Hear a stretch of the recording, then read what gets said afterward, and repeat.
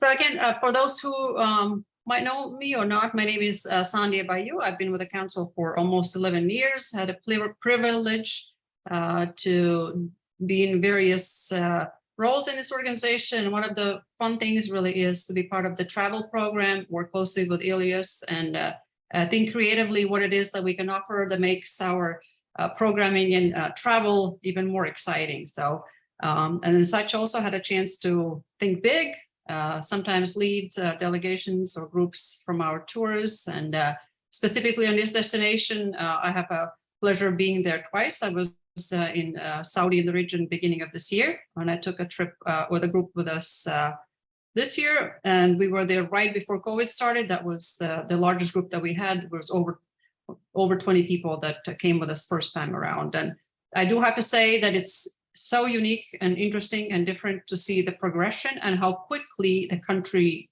is changing. It's really, in 2 years, it has leaps and bounds, and the conversations that we have with locals, and that is something that we are really proud of, to have a multifaceted experience, not just a historical component, but the conversation of today, what the US Embassy is saying, what some other elected officials say, what the students are saying, what the businesses are saying, what women are saying, and how it really aligns very nicely. Again, so we make everybody makes their own opinion, and that's what we want you to do. We want you to ask questions, but give you very multifaceted experience. And we say the more we go back, the more we learn, the more friends we have. Therefore, we can really expand that reach and even have a greater experience that might have been years back. So I'm going to go ahead and then introduce my colleague Ilias, who helps the logistics work on this. And he's going to do a presentation of kind of what it is to be expected through our destination. And what makes this tour very unique and different is including a place that Saudis are very proud of. And we kept hearing about this during the trip 1. Trip 2 is Al Ula. I don't know if you have heard that, but is their new place of discovery. The place is very old. Tourism is in stage of discovery and growing. So they are very proud to showcase this part of Saudi Arabia. And in the last 10 years, really not many groups have been there, but it is becoming more and more of a destination and very unique place to be. So for the first time, we have really in this past 10 years included this in our offerings and tweaked a little bit the itinerary to showcase more of a Saudi Arabia, not necessarily have the component Bahrain, which we had before, more of a regional overview. So we have shifted a little bit itinerary, but just because we learned, we heard, and we acting on what was suggested and what individuals wanted to include. So again, I'm going to go ahead and introduce my colleague Ilias. I'm going to also mute myself. So Ilias is going to switch the screens a little bit. Don't be alarmed, so we can see some visuals, and then we'll come back to this format once the presentation is concluded. So again, Ilias, if you raise your arm, obviously, yes, you, and sure. Maybe introduce yourself as well. Thanks, Sandhya. So I'm Ilias Okkacı. I am located in New Jersey. My company, Tourcom, we have been organizing and operating tours for World Affairs Council of Houston for quite some time, all around the world with all the tours that you see on World Affairs Council website. Now, in a short while, I will start the presentation, but I need to emphasize that the itinerary, the application forms, and all the information about the trip is on World Affairs Council's website. You go there, click on the travel section and upcoming tours. You can click on it and see the PDF file of the itinerary and application forms and everything. And at your own leisure time, you can just go over that. And if you have any questions, you can always get in touch with me or with World Affairs Council to have answers to your questions.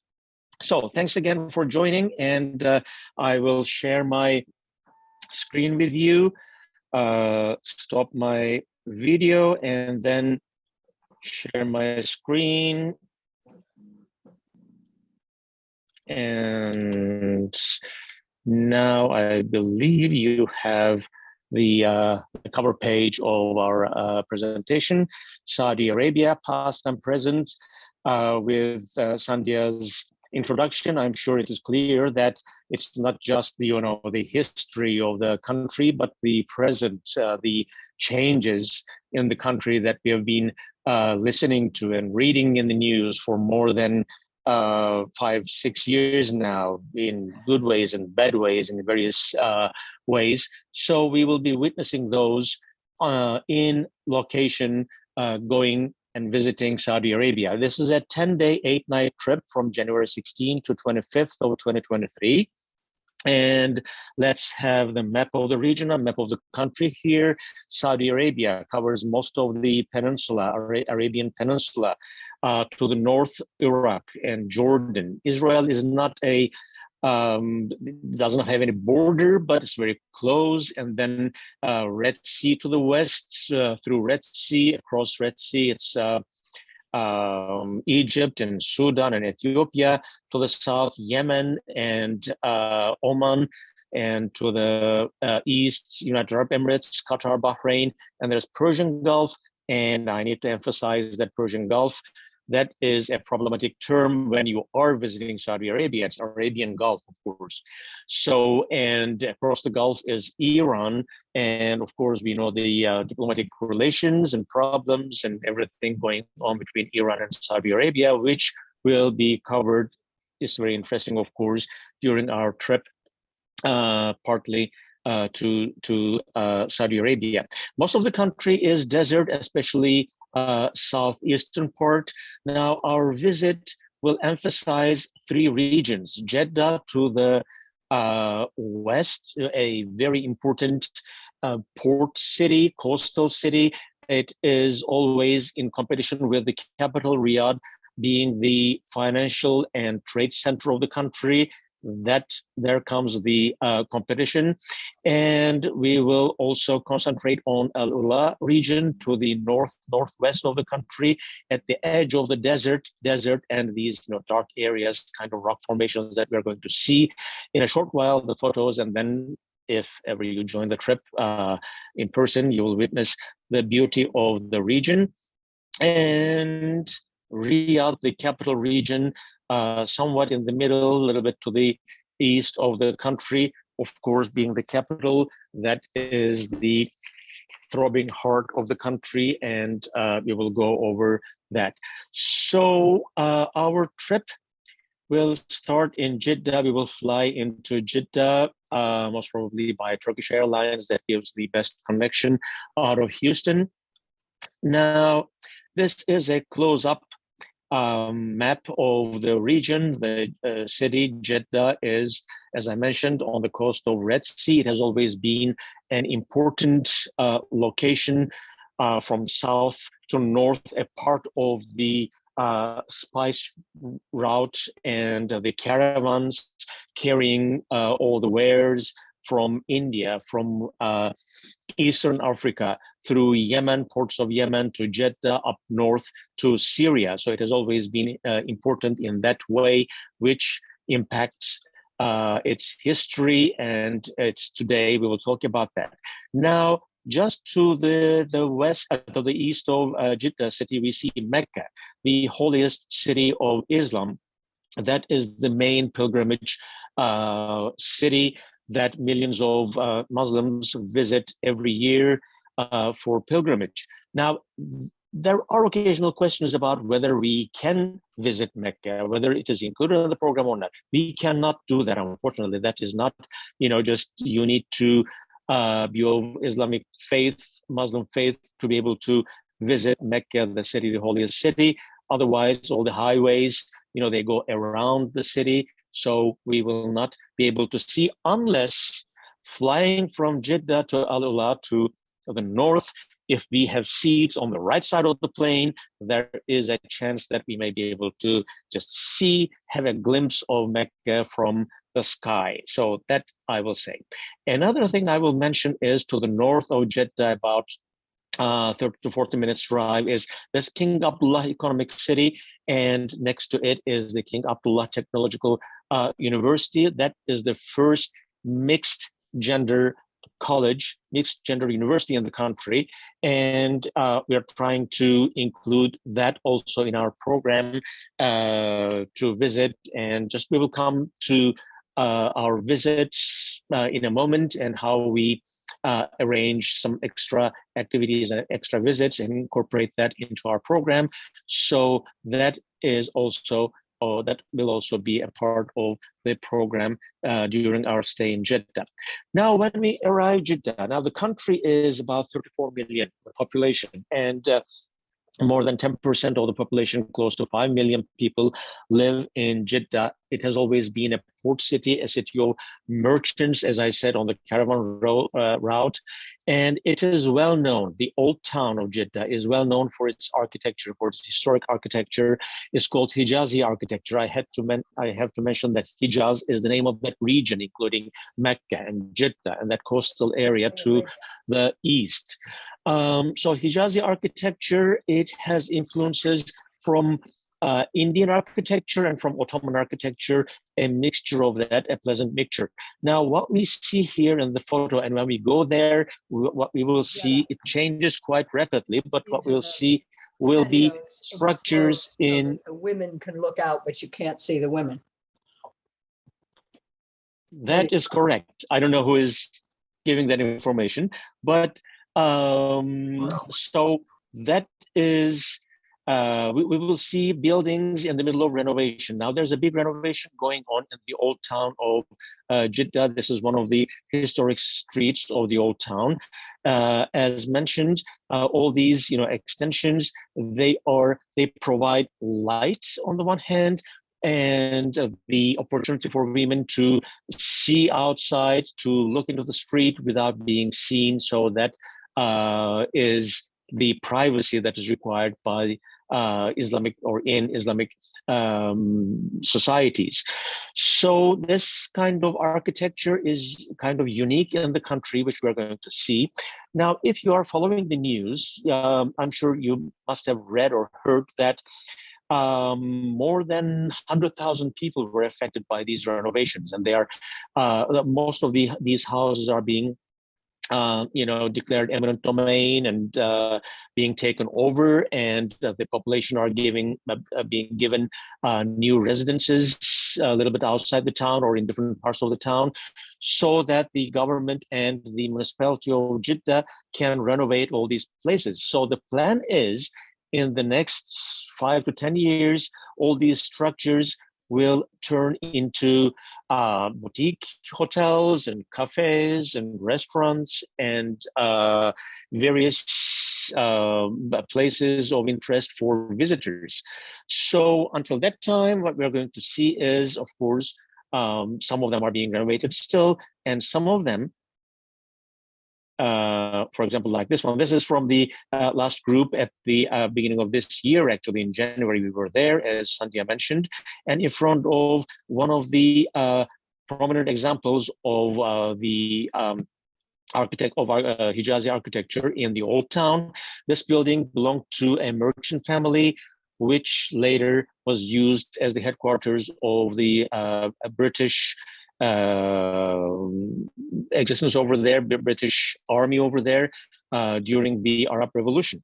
So it is very interesting to see the change, and we will have an opportunity to walk through the pilgrimage route in the city, where pilgrims, especially before the flights and everything, they would come either by caravans, land route, or by ships, and they would just walk through the main street where all these small shops are lined up, and we will still see those small shops selling fragrances, various clothing items and textile. So that was the main shopping district of the old town, which we are going to see and get information about. The pilgrims still form a big part of the economy of Jeddah, in addition to, of course, the trade. And as I mentioned, it's a merchant town, so the merchant families were and still are very important in the life of the city. All of these architectural pieces that we partly so in the photos now, and we'll see when we are there.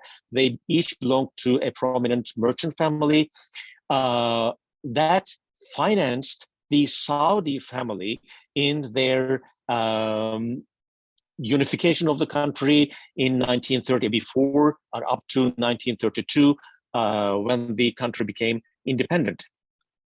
Now, we will also have an opportunity to go into one of those houses that has been renovated, and some part was turned into a tea house. Here we are having our tea, tasting our tea. Now, these kinds of visits, they occasionally give us a chance to meet with the locals and get acquainted with the local people and interact with them. And here in this example also the same happened, and we met with a local family who were visiting. They were not living in Jeddah, but they were from south, and they were visiting Jeddah. Here is this gentleman, his wife, and two daughters, and the other children of the family. And they were very, very eager to interact with our group and answer questions. And they were curious and asking questions, of course. That was a very interesting and pleasant experience. And also, it is good to see that, just we always just read about the social change in the country now, especially in the life of women. They don't have to cover their heads, and they're not restricted in their economic activities and their daily activities. That is a huge change in Saudi Arabia to see that. But on the other hand, we still see women who go with the old ways, and they cover their heads and their face. And we ask them, and they say it's how they choose to live. It's their, at their discretion. It's their choice to continue with the old ways. So it is interesting to see the country in the process of change. Now, another interesting location we are going to visit is the Central Fish Market. This is, being the Red Sea, of course, seafood is important here in the city. We will visit the fish market. This is just some of the seafood, some of the fish, examples of the fish that were caught at Red Sea.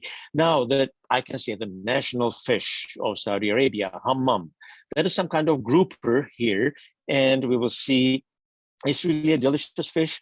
We will see and learn about the seafood in this area, and afterwards we'll have lunch at a nice seafood restaurant and taste this delicious seafood, especially the hammam.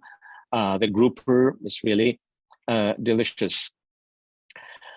Now, this is a part of our visits. Now, what we see here, this is kind of the stereotypic skyline that you might expect visiting an Islamic country or any country in the Middle East. It is not. This is, just not the skyline of today's Jeddah or any other city in Saudi Arabia. This is the hypothetical kind of historic skyline, which is actually a museum that we're going to visit. The building of the museum, Tayyibat Museum, this is a very nice compilation of cultural artifacts all around Saudi Arabia. It is a private museum, and it covers a really big area, rooms after rooms after rooms of exhibitions and exhibits, and we will see quite a number of them, getting information about the culture, the cultural differences, the housing differences, the ethnographic differences of various parts of Saudi Arabia, Arabian Peninsula. This is our guide, Jamil, and who will be our guide this time too. And just I've been with him, working with him for more than a decade now. So he will tell us about all the differences and the customs and different peculiarities of various regions of Saudi Arabia that we won't have the opportunity to go and see on our own. Also, the food. Now, Jeddah, that is Well, that has always been a liberal city, being a coastal city and a port city. Of course, it welcomed visitors, and that made the city open to foreign cultures, and that made it more liberal in a sense, relative to other parts of Saudi Arabia.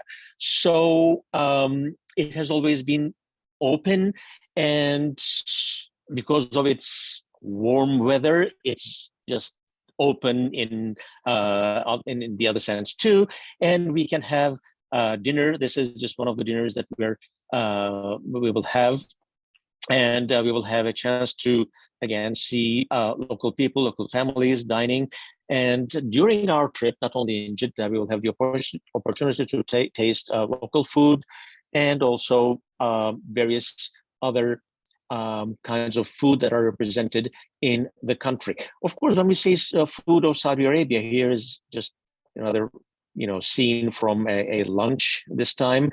You may think of standard Middle Eastern fare with kebabs and well, yes, there is that too, but there are other things that are local, which we are going to taste. The stews and desserts, of course, that is just a thing in itself. And it is delicious and freshly prepared salads. So just I'm sure you will all enjoy the foods in Saudi Arabia. Now, after our visit in Jeddah, we will fly a little bit to the north, Al Ula, the town of Al Ula and this region. As I mentioned, if you're on the right-hand side of the plane, just we can have a glimpse of Mecca here and Medina, the second important city in Islam. Now, Al Ula, this is an oasis town. This is an oasis town. This is just a little bit, an aerial view. It is at the edge of the desert on one side and canyons and different rock formations on the other side. Now let's have another view here. This is more, just vast expanse. We can see all the green here, all the green that is the main economic activity in the area, which is here, a close up. These are all date palms. Dates are important, economically important, and important in the diets of all the Saudi people. And we will have opportunities to taste various kinds of dates. Just we call it date, but there are small ones, big ones, sweet ones, dried ones, fresh ones. So there are all different types of dates that are from different regions of the country. So this date farming is the main activity in this area of Al Ula, in the oasis of Al Ula. Now, the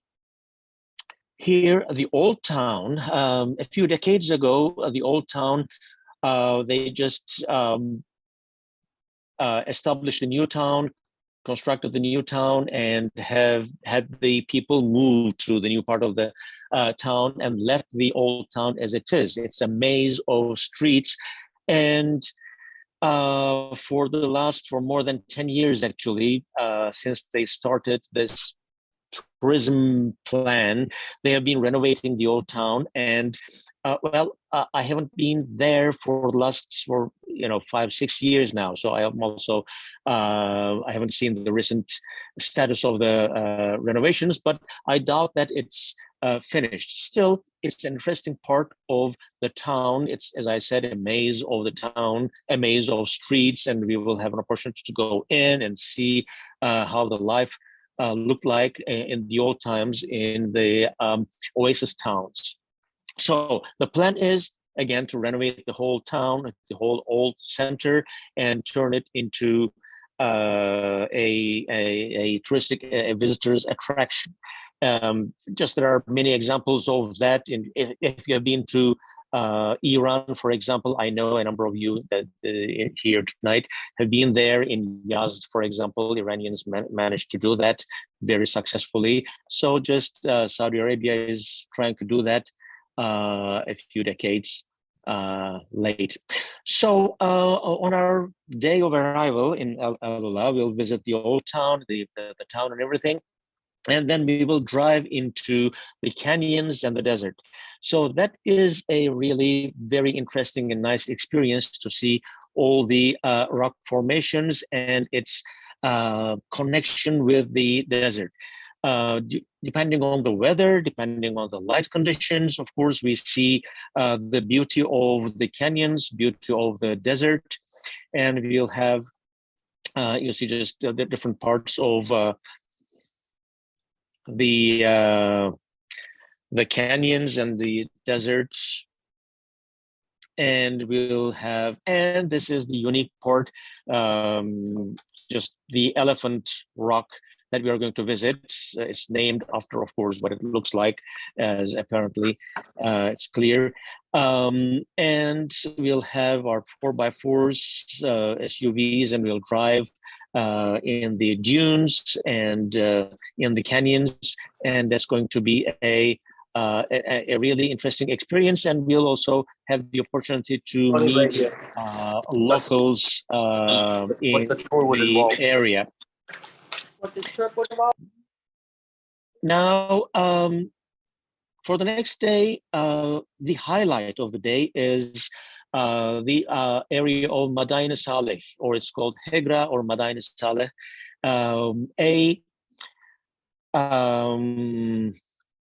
the settlement and monumental rock tombs of the Nabatean culture. Now, Nabatean culture, for those of you who have been to Jordan or who are planning to join our trip again next year in May of 2023, they will have the opportunity to visit Petra if they haven't already. So this is an extension. This Nabatean culture, it extended from Jordan all the way down to middle of the Arabian Peninsula, today's Saudi Arabia, including some parts of today's Israel and some parts of Iraq. And from 4th century BC all the way to 2nd century AD, after which they became a part of a buffer zone of the Roman Empire. But this was after Petra in Jordan, their second biggest settlement, which most of the people don't expect to find in the northern part of Saudi Arabia. So we will visit this Madain Saleh rock tombs and the settlements. Still, of course, there is a lot to be excavated, and the Saudi government is working on that. And I'm sure in the coming decades, the area will be much more visible and much more popular. We will be lucky going at this time when it is just the beginning of tourism in Saudi Arabia, so there won't be hordes of people visiting the place and crowding the place. So we will learn about the extension of this Nabatean culture and how the settlements were and how they lived, and the history of the tombs in the area. So this is the highlight, which is already a UNESCO Heritage Site, and we will visit this Madain Saleh. The other historic part of Al Ula is the Hijaz Railway. Now, we are jumping all the way to 19th century. This is during the time of the Ottoman Empire. This was a part of the Ottoman Empire, if you remember, before the First World War, actually starting 1521, going all the way back. And Ottomans at the time were allies of Germany, and that was the big project of building this railroad from Berlin to Baghdad, one route, and from Damascus to Hijaz to Mecca, the second route. So they managed to build the part from Istanbul to Damascus and Damascus to Mecca. So this is that part that we are going to see today. It's turned into a Hijaz Railway museum. And during the Arab uprising, Arab rebellion from during the time of the First World War till the end of the First World War, and even after that. Most of the railroad was destroyed. If you have seen or read about the Lawrence of Arabia, T.H. Lawrence, just his activities. And this is where that history took place. And in that sense, it's extremely important, and it is extremely interesting to see the history. If you had the chance to visit Damascus before 2011, before the Civil War started, you would have seen the other end of this railroad, the Damascus station, and the same train, cars, and engines are there still today in Damascus, extending from here all the way to Damascus. So this is an important part of history of Al-Ula and this part of Saudi Arabia that we are going to visit. And that will be our 2 days in Al-Ula, to the relatively north of the country. And then we will fly into Riyadh, the capital of the country. Of course, being capital, this is, as I mentioned, where the heart of the country throbs, and where the royal family, the Saudi family actually lives. The capital has a population of about 8 million people, and this is a view from one of the towers, from the Faisal Tower. And just we see these high rises in the middle, and far, on the other side of the town, we see this other tower, which is the Kingdom Center, which we're going to climb up. And there's this bridge that we are going to climb all the way up there, here, this bridge, to get a view of the city. Now, the city changed a lot, actually, in the last more than a decade. This photo was taken from the top of this Kingdom Center.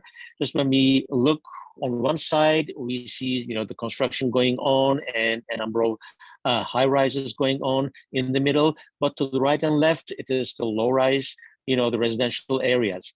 Now, the Saudi family has been trying to change the economic activity, the economic life of the city for quite some time. As I mentioned, Jeddah being the trade center and in the hands of the rich merchants, the financial center was Jeddah. All the bank centers and financial centers were there, and they're trying to change this and bring everything to Riyadh, all the financial activity especially. Now, this is taken again from the same tower, the other side of the tower. As you see, it's all just vacant land for now. And the construction, you see, will start. And in the next 5 to 10 years, all the high rises that we see on the other side, there'll be more on this side. So the construction is going on, and it's a, just ongoing, growing city. Now, in Riyadh, we will visit the towers, learn about, the financial activity, the economic activity and everything, and also the historic part, the historic city. This is Diriyah, the historic town. At the time, the Riyadh, this is from the end of 19th century. At the time, this was the capital of the region, and the town of Riyadh was just outside a small town. And this Diriyah, town of Diriyah, this has also been excavated and renovated for more than a decade now, and this renovation is going on and on and on forever. So we mostly see it from outside, and whatever part that is renovated, just we see it and get information, talk about the history of the unification of Saudi Arabia and how Saudi family became dominant among other tribes. Because we need to remember that Saudi, the name itself, is the name of the family. It's not the name of an ethnical group. or anything. So Saudi family managed to the first king, King Abdulaziz, managed to bring together the country by having them acknowledge the Saudi family's dominance among the other tribes. And in 1932, 33, the unification took place and the Saudi kingdom declared its independence. So we'll talk about all this history. That is Diriyah, the old town. And we will have an opportunity to visit one of the old houses, traditional houses, which is converted into a restaurant at the moment, at this time, and we'll have a traditional lunch there. This is the traditional house with a central courtyard, in the middle, and the rooms are around. We'll see how, the traditional bread is made, and the traditional way of eating. Here, there is the food on the floor, and we sit around it, and the food is served, and then just we eat the delicious food. So this is this is how the traditional way of having lunch or dinner, any meal in Saudi Arabia is. So we will visit one of the palaces. This is Murabba Palace from 1930s. This was the first palace of King Abdulaziz, the head of the Saudi line. And after the independence, he had this built, and this was his main residence. And we'll see and get information about the life of the Saudi family and the palace itself. And the oldest structure in Riyadh, in the capital, is Mazmak Fort from the end of 19th century, from 1890s. And this is before the Saudi unification. This was the main fort of the ruler of the time, which is converted into a very, very nice, tasteful museum today, and with cultural artifacts and showing the life in the 19th century Arabian world, with also artifacts from the Arabian uprising and the unification period. So it is going to be an important and interesting visit to see this Mazmak Fort in the middle of the old Riyadh. And this is our last group. As you see, we are partly masked at the end of COVID, the January 2022. And around this old fort is the old souk, the old market, which we're also going to visit and walk around. And it is not extraordinary to see people with local clothes and talk with them, interact with them, and we will see local people enjoying their Arabic coffee in open air cafes in the souk, and get information about the traditional arts and handcrafts, how they are made and how they are used. And so that's going to be an interesting day. This is a part of the market around the fort. Now, in Riyadh, we'll also have an opportunity to arrange a number of visits, special visits. Now, Sandhya, I'm sure will also give some information about that, but I will go over a number of visits that we made in the past trips. This is, for example, a scene from a visit to Princess Noura University. This is a women-only university. It is really huge and top of the line, just for girls, for women. And we get some information and visit the facilities. They are really very gracious to host us and welcome our groups. and getting information about the university's development and activities from the heads of the chairs of the departments, who are also women. This is just one of the visits, for example. Or the other example of a visit is a meeting with Saudi business women, with World Affairs Council delegation. The business women, the women entrepreneurs, they tell their stories, how they started their economic activities. It is really unbelievable to see the change and to hear their stories, and how the country is not what it looks like from outside, and how there is this active core that is working for the change, the economic change of the country. It is important to see and learn about the change. Now, on another trip, for example, we were welcomed by a professor who is the head of one of the departments in King Faisal University, and we had information about the university and the activities. And another time, we were hosted by an ambassador in his home, and just getting information about, again, the changes in the country, and had dinner in his private residence. So these are all different examples. Another is, of course, just, if possible, we visit the embassy, the United States Embassy in Riyadh, in the diplomatic center of the city. It all depends on conditions, of course. Or just visiting an art gallery, for example. Just one time, last time, it was the opening of a picture exhibition, and we met with the artists, and got information here. These are the artists, and this is our group over there. It was really extremely interesting. So these, extra activities and visits that make the trip really quite special and unique trip for World Affairs Council of Houston, which Sandhya mentioned at the beginning at the introduction of this session. So this will be our 10-day, 8-night trip, and I will stop sharing my screen, and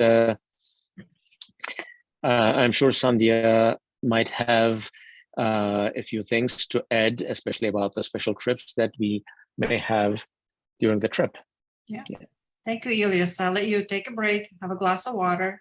Thanks. That was very intensive, but I'm sure you appreciate Elias' personal knowledge of history that makes your experience even more enriched. Again, putting in a global perspective, and from tribes to references to times of the war and movement, and Lawrence of Arabia beyond, and so forth. So it's very insightful. One thing that I really strive for, it's way to our travelers to showcase and understand and respect the culture and the history of the nation. So you will see some of the references as we had, right? We need to know how the country or the nation come about, how they got there, what are the cultural values. But what we really then enrich your experience by adding what is the country of today, and even more so, what is the country of the future look like? That's where you see the conversations, opportunities that we bring in from different organizations, and we look at a very balanced and diverse representation, that we don't necessarily side with the government, we don't necessarily side with Americans, we don't necessarily side with different ages. We make it as experience widely as possible on these kind of meetings. And I have to say that we have created a great partnership with the Embassy of Saudi Arabia in United States. The ambassador is actually Princess Rima. She is part of the Saud family that Elias was mentioning, again, who is the ruling family of Saudi Arabia. And she had known about our tour a couple of years ago. She helped quite a lot, and I reference this.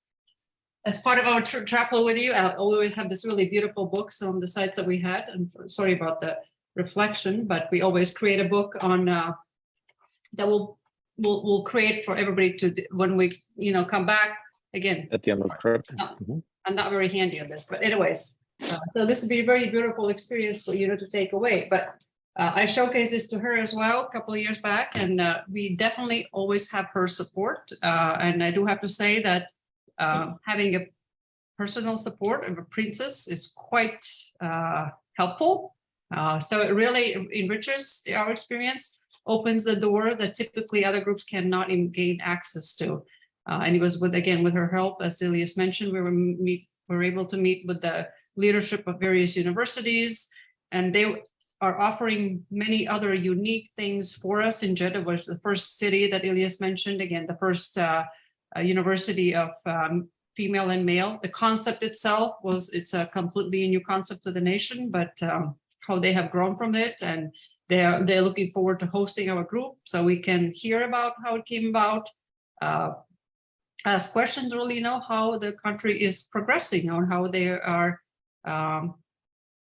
dealing, it might be the right word, but with that kind of, relationship of female and male, which is completely culturally or was unacceptable not that long ago.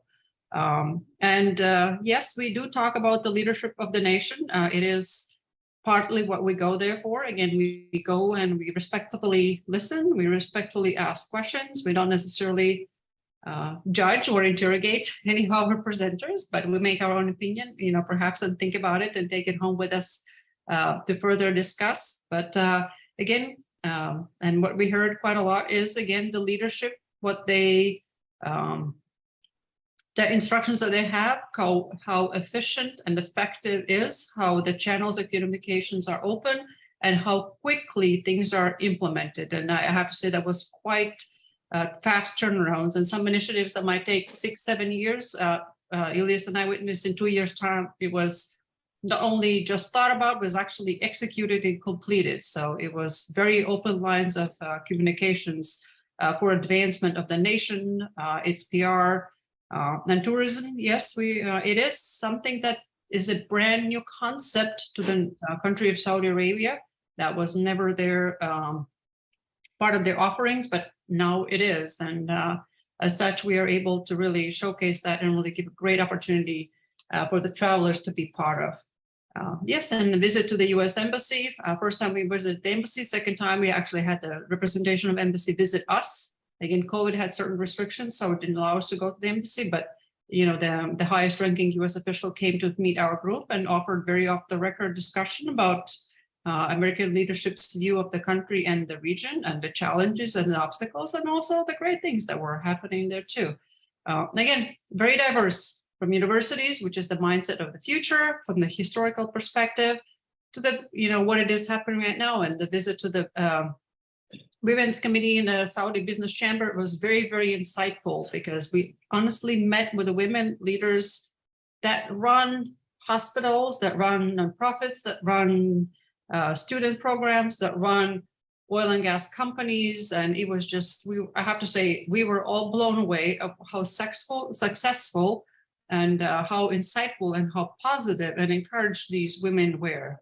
So I don't believe that anybody had sent them a special message how they need to deliver. It was a very open and honest conversation that we had with them. They all are friends of US. They want to hear American perspective. And we always felt very, very welcomed, from the young generations to high schoolers to university students to even the retired individuals. It was very neat for us to walk around the fortress that Ilya showed us, and a group of older gentlemen playing local games, and they look at us and go like, I'm not supposed to wave, but I'm just gonna wave, and and then they would say, are you really here to see us, to meet us, to understand us? And we said, yes, we are here to learn about your culture. And every time they would hear that, they were so appreciated that we were there to understand and learn and be with them. And of course, fantastic visit to the ambassador's residence. It's always a highlight, right? You go to a private residence with ambassador. This specific individual was a Saudi ambassador to Pakistan and Lebanon for many years, writes and publishes himself also many articles. And he told us, when you come back next time, you better come back to my house. I want to see you back here, and we want to see you more and more. So again, it was very empowering, I think very educational, and everybody who left very well rounded type of scenario. So all those opportunities are open. We are pursuing all of them and always looking for new, some more serious and not so much. Again, it's not just a serious, experience. You want to have a well-balanced, like you said, a cultural thing. 10 years, there was probably no such thing as art studio, never mind an art studio ran by women. And now it's, the one of the highest things that are, or the new things that are happening in Riyadh, in the capital, is how many art studios and galleries are opening. It was just something that was never even available or thought of. And, certainly now it is. If I can speak just for a second on the clothing, maybe, I know it's always kind of one of the first questions that come up from women and in general. If you paid attention to the pictures, you might have seen that I did not wear anything different really that I would be wearing here. Yes, I was respectful. I was not, sleeveless or open, necessarily showcasing different parts of the body, respectful, but I did not have to buy a new attire. I did not have to wear a abaya. Nobody came after me that my hair was not covered. Nobody told me that this was too much or too little. None of that happened. Nobody said that my tights were too tight or, yes, we didn't wear shorts, but otherwise, we're very respectful of it. Many Saudi women actually that we met with said that they choose not to wear abaya. They wear your typical Western clothes. And I said, thank you for coming in Western clothes. Thank you for wearing Western clothes. And they were just regular Saudi women dressed in suits and dresses and skirts and high heel shoes. And they said, yeah, that's what we wear now. And there's really no question about it. Nobody's judging us. So they thanked us that we were not necessarily dressing down, but rather coming with the lifestyle that we wear. So it was very insightful, very open. And you might hear about the women driving. You heard, Saudi women are finally able to drive. Princess Noor University, one of the photos that Ilya showed, was the first university actually to teach women to drive. But they also told us last time, stop talking about it. It's old news. We know how to drive now. We know how to drive. We have cars. So it's completely new to the business industry that now half of the population also wants cars, right? Now, it's not just the driver for the women. Now women actually want cars. Women want to have their own cars. Women want to compete with their girlfriends about what cars they're driving. So it has taken off completely of industry that was not even a thought, 10 years ago. So they said, we are doing this already, moved on to other bigger things. So it was very positive. I really never felt that I had to act any different than I would act here, any other place that I represent World Affairs Council. So it's great fun. It's really great to see how the country is growing. And I saw some of you there. So if you would like to unmute yourself, you're certainly welcome.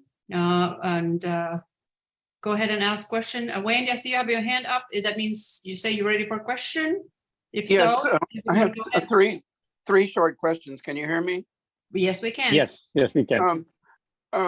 First, I have some mobility issues with sciatica, and what is the level of activity that will be required for the trip? Second, are you having an extension to Dammam and the Persian Gulf? I didn't hear that part being included. And third, do you use the Saudi national carrier to go from New York or from the States, or what are the plans there? Yes, I'll put it on your court. Most of those are right up to your alley. Sure. About the mobility, there is walking, of course, I would say. There isn't much of a climbing, so mostly it is, flat surface. But there is walking in the cities or outside the city. There's some walking involved in Jeddah, especially in the old town. Just you'll be walking. Not in Alula, walking is much less than you might think. Just in the desert or in the canyons, we'll be just driving around. And yes, there is some walking in the sand or in just plain dirt, but that is not that much.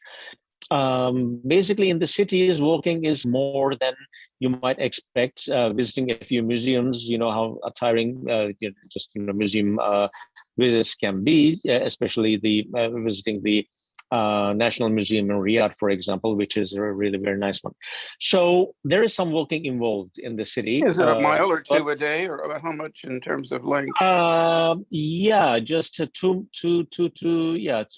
miles, maybe a little bit more than that a day. In Alice, I might just Jeddah, interrupt myself. We tend to, we do activity, we mm, do something in the middle. We do activity, we do, so it's not yeah, really exactly, continuous exactly. exercise that we do. Yeah, it is not continuous walking, of Yeah. course. Yes, just walk, 20 minutes and then rest and stop somewhere, have some drink or sit somewhere, and then continue. It is just on and off, and then there's lunch. So this is the total amount that we talk about. About the second question, we don't have an extension to Dammam. We had Dammam because we had Bahrain in the previous trips, but over there, to be honest, just there isn't much to see except one cultural center. So we decided to forego that. Just going all the way there, it wouldn't make much of a sense.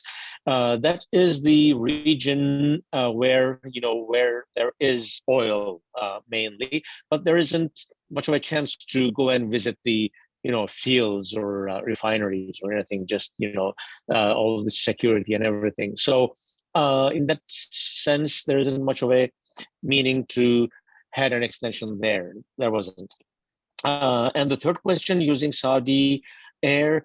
Well, if you want to do that, you're welcome to do so. But just in the brochure, you'll see the best connection with the from Houston would be Turkish Airlines. So that's what we suggested. But again, just if you want to do that, just that might be fine. I don't see any problem. Thank you. Sure. Any other questions? Is there a limit on the number of people you're taking?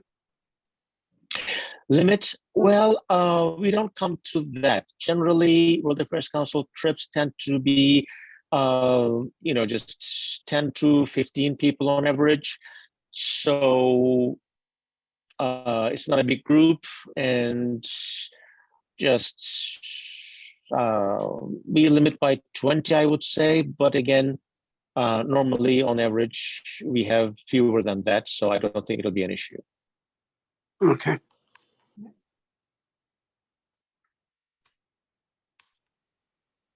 But again, the Saudi Arabia trip is one of the popular ones because it's not a regular destination, and it's not easy to go on your own, like going to Paris. I think there is a question here. Can you see it, Elias? Donna, are they developing historic sites only for the future? Well, I think they're probably preserving for the future, but even more so making available for today. It was just that was not really something that I thought about showcasing in some sort of way. Again, tourism was not part of it. Preservation, I did not feel was necessarily part of it. I think now they have stopped and paused and want to preserve and save it for the future, and at the same time showcase for the Saudis of today and the visitors like ourselves. A couple of things just came together more or less at the same time. One is just Saudi government, Saudi power elite. They saw that oil is not the future. Eventually, they have to just change their economy towards oil independence. So they saw the Dubai example, Bahrain example, and everything. So just turning the country into some kind of financial center, Riyadh, Jeddah, that was one of the things. And opening up the country, the social change that is also dictated from above, and tourism was a part of that. But again, just the official plans and the reality moves a little bit, slower as you might expect. So this is something they are learning, something that they don't have know-how about, that is tourism and service industry in general. So it is going with some slow pace, in a slow pace, I would say. But I have to say a little bit, comment on the side about how fast in general, country has progressed again. When we think of the first time we were there was not that long ago. This is literally right before COVID. And that was the time when they were removing walls from the restaurants of separation, you know, sort of women one and the families and boys in the other direction. When we were there, they had just started, or I would say in the part of implementation, we even ended up going to a Starbucks that had a separation. I have to say, I didn't even notice. I just accidentally ended up on one side and realized there was another side of Starbucks. It was that new at that time that the wall literally had not been taken down. You don't see that anymore. I mean, you see women, you see walking, you see drivers, you see shopping malls. Not saying good or bad, but you see all the activities that come with it. You see movie theaters. There's no, again, separation. You see, what else? See, you know, I think we're talking about having music in the elevators. The music in the restaurant was not something that you were even allowed to do. We don't even think about it, but that was not really something that you were able to do or hear before. And now it's completely different lifestyle. So it's very much of this revival that is taking place, and it's so nice to be there when things are in change and to hear people how they feel about it. As we mentioned, some of the photos, right? You see in the those were more progressive and more open to idea, and some still are like in their culture, and that is something they choose to do. Nobody's telling them to do it, and that is the nice thing that I learned. So yeah, definitely no regrets on there. I'll go back tomorrow if I can. No, definitely. Yeah, absolutely. Any other questions? Pat, Donna, Deepak, Monica, Bobby?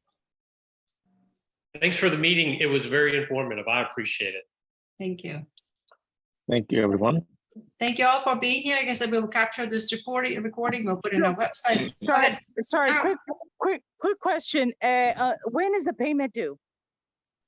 We are just in the process of collecting payments. Elias, do you want to speak a little bit to the point of the payment? Well, that is when you go on the website, you see the application form. Just we would prefer that if you have interest in joining the trip, you do that as soon as possible so that we have information about how many people will be joining the trip. We arrange the rooms, the hotels, and everything. So at the time of registration, there is a deposit that you're going to pay to World Affairs Council, and then the balance will be due. I don't have the exact dates now. It must be written in the application form, but by in the end of October or by November, I suppose. Yeah. So but Yeah, the earlier you will let World Affairs Council know, the better we have, information, and we make the arrangements accordingly. Okay. I'm sorry, you were saying? Yeah. Sure. And I see that Deepak is asking you this again one more time, the name of your tour company. Tourcom. Tourcom. Yeah, it's Tourcom. Yeah, we're located in New Jersey. And again, great partnership that we have with Elias has been great help. It's a small business, but you've been so successful in providing and delivering the product that we as an organization really seek for, to have these kind of catered messages, opportunities that we're flexible to pivot on the dime and implement and give you the chance to be part of. And that is what we certainly look for in our travel partner. Thank you.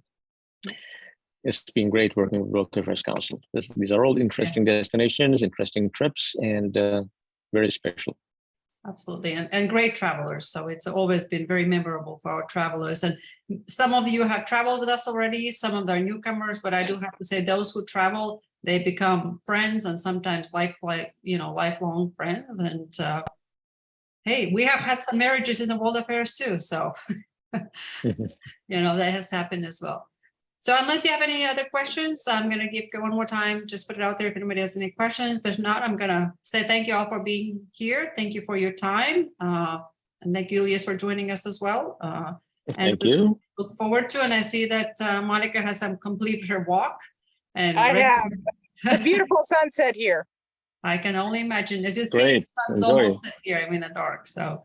Yeah. We hope you're able to join us, Pat and Donna and Monica. It is really memorable I experience. wanted to go last year. It didn't work, but I'm going to try to make it work this year.